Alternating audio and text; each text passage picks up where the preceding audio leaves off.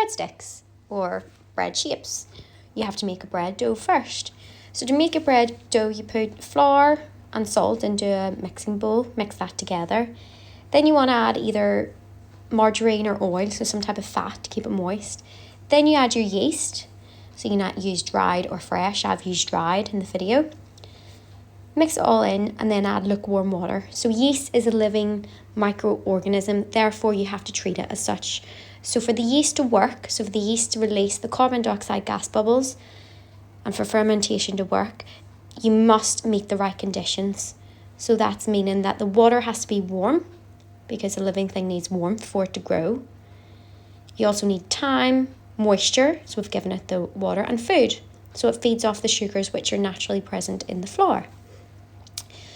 So before you leave it to prove, the dough to prove, which is given the yeast time and warmth, you have to knead the bread. So kneading just develops the gluten which is found in the strong flour. So it provides a nice elastic dough, and every time you knead, so when you knead and you put a lot of effort in, it creates a gluten structure. And this gluten structure is what traps the CO2 bubbles released by the yeast. So it's really, really important that you knead the bread. So use your palm and you just push it away and stretch it. Do it for around 10 minutes, 10 to 15 minutes for your dough. Now you leave your dough to prove in a warm place. So cover it with some cling film and it should double in size. So I've left mine for about half an hour.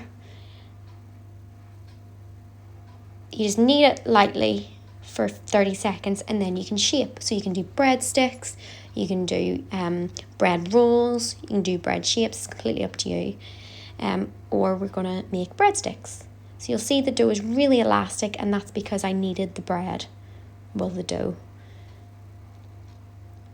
So once you've made your breadsticks, you want to glaze them. So this is just meaning they'll have a nice shine, nice golden colour and a nice shine to it. And you can add poppy seeds, sesame seeds, pumpkin seeds, any type of seed, and just bake until they're nice and golden.